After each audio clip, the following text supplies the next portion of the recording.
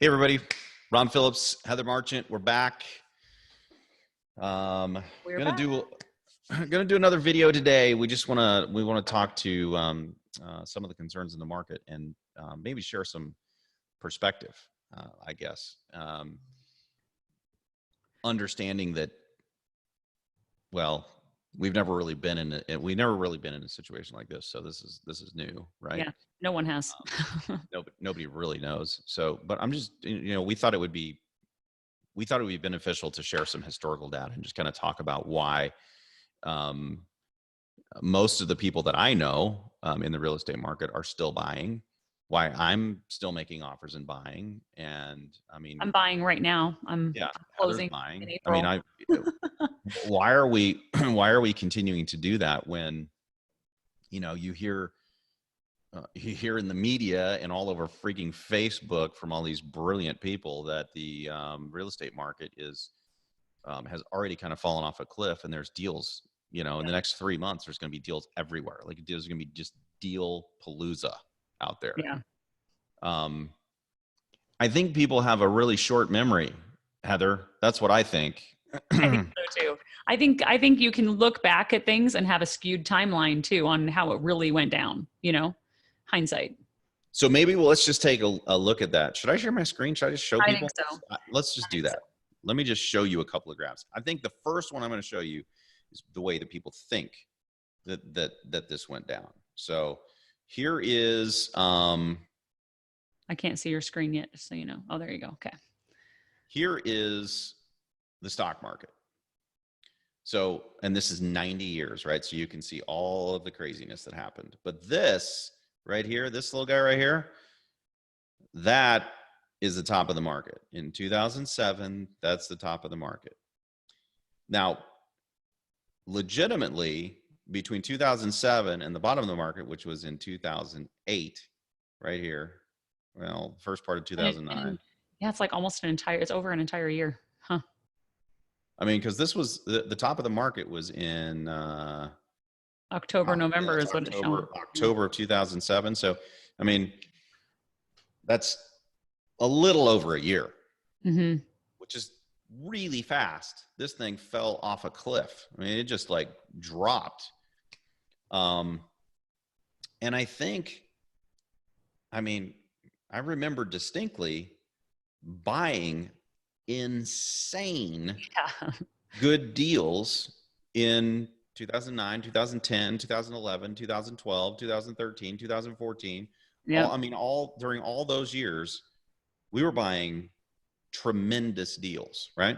Yep. It was beautiful.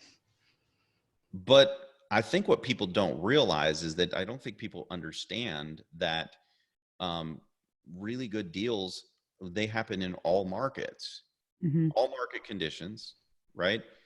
Because it would make sense, Heather, that if you bought in 2009, like right around April at the bottom of the market, that would make sense, right? That you just wait this year or however long this is, and then you start buying. That makes so much sense. Yeah. Here's the problem. This is the housing market. The housing market peak was actually before the crash. And the housing market started to drop before the stock market crash. If you can see this, right? And it continued a very long, you can see this, very long, drawn out crash. The bottom of the real estate market was in 2012. It was 5 years after the top of the market is when the bottom of the market happened. 5 years. Yep. It wasn't 3 months, people. It wasn't 3 months.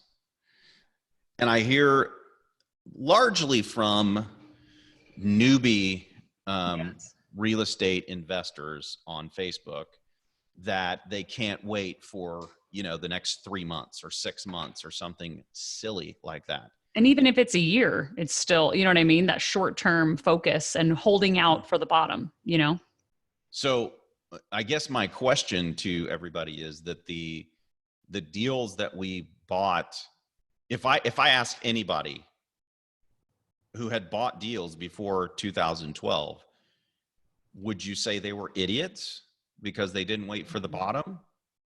No way. In fact, I bought my personal primary residence in 2012, and I remember thinking, I missed it.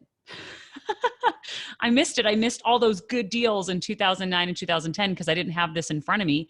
And also hindsight's 2020, right? Because that bigger drop off prior to 2010, I thought, oh, well, it flattened out a little bit. So I missed it. So when we were going over this data about a week ago, I was floored that I bought my house around the bottom of the market, which is crazy.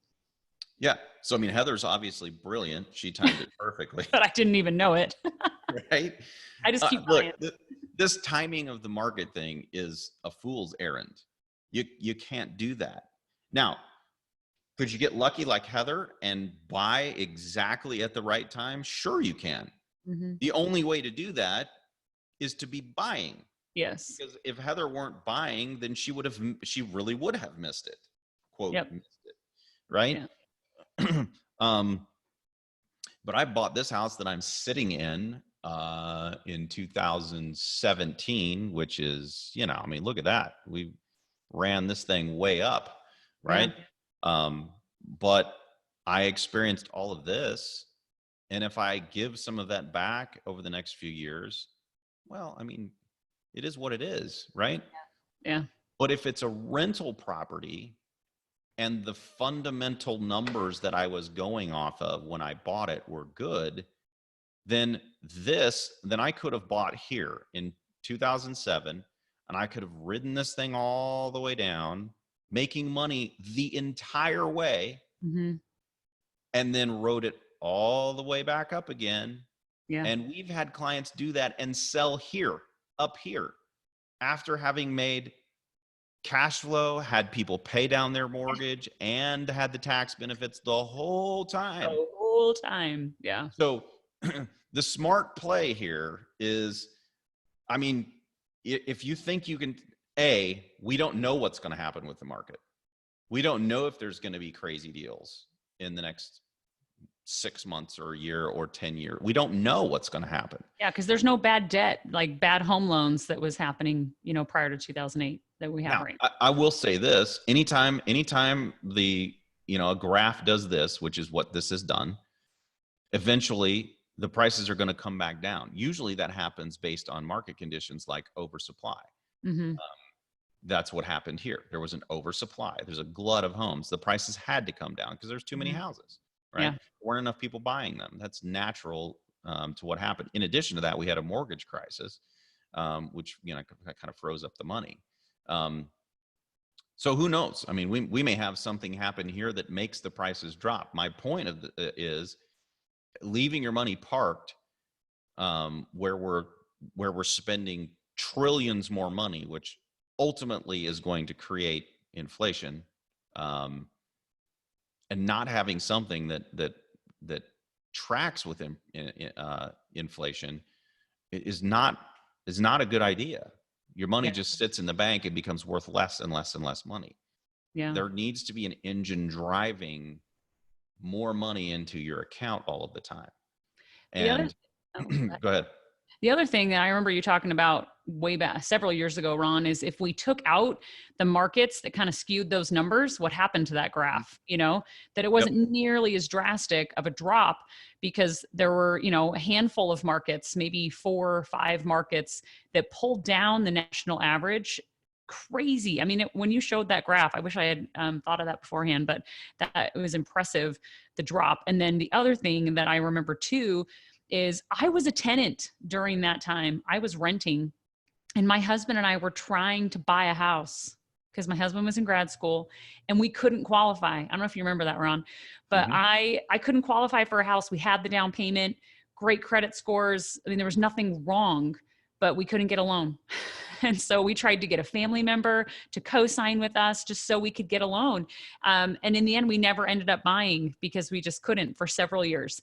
So it's crazy because if being a landlord, you have those tenants in that potentially that same situation. If lending is anyway contracting on people that they can't get a loan, then they're going to have to continue to rent, which is what happened to me. Yeah. I think in addition to that too, is that people's memories are all, they're all really short again. And they think every single recession is like 2008. That's just not true. Yeah. House prices over the last 5 recessions, 3 of them we appreciated Yeah. That's during the recession. Only 2 did we drop, and one of them was by 1.9, almost 2%. And the other one was the one where we dropped 20%. Again, skewed by what you just said, Heather, yeah. skewed by, these psychotic Vegas and areas that Phoenix. And, yeah. just went off an absolute cliff, Yeah. where they were way overbuilt, very speculative. But the safe places in the country still produced cash flow, really didn't lose that much value. They did lose value, but they didn't lose that much value. The houses didn't get their feelings hurt that they lost value. They still performed. As a Yeah. matter of fact, rents went up during those times. So it's not a time for people to freak out, because number one, we don't really know what's going to happen. And number two, even if something does happen, so long as the fundamentals are good, people have to have a place to live. And here Yeah. we have, we just did a video, the last video we did, talking about the stimulus package and how everybody was freaking about people paying rent, when now there's this stimulus package from the government that is going to allow people to have the money they need to pay rent. Yeah. And that's unprecedented too. But the big, huge problem that was looming is not such a big problem anymore, because people are going to have the money to be able to pay the rent. Businesses are going to have the money to remain open until we can get this little crisis under control. So hopefully that helps. It puts a little bit thing into perspective, Yeah. about what's going on and why there are so many people who are in this industry that are still buying right now. Yeah. And the conventional loans are still up and running. I mean, that changed 2000, I don't know, 2009 maybe, that they limited the number of loans, and that hasn't changed yet. So it's actually a great time for our investors who already own several rental properties to be able to purchase while they're the financing, that cheap financing still there. I mean, it's no brainer. So Awesome. Hopefully that helps, guys. Put some, if you have questions, shoot us the questions. If you have other things you'd like to hear about, Heather and I want to make sure that we're getting the information out to you so that you have it, so that you can use it, to make the appropriate decisions you need to make for yourselves. where can they send the questions, Ron? Info@rpcinvest.com. Okay. Info@rpcinvest.com, or you can just go to our Facebook page and you can just post them on our Facebook page. Look up RP Capital on Facebook. You can find us there. Or this video will be on YouTube. You can just comment on the video. Just comment on the video, and like it. Feel free to share it. Hopefully it'll help out a lot of people. So Thanks. thanks everybody. Appreciate it.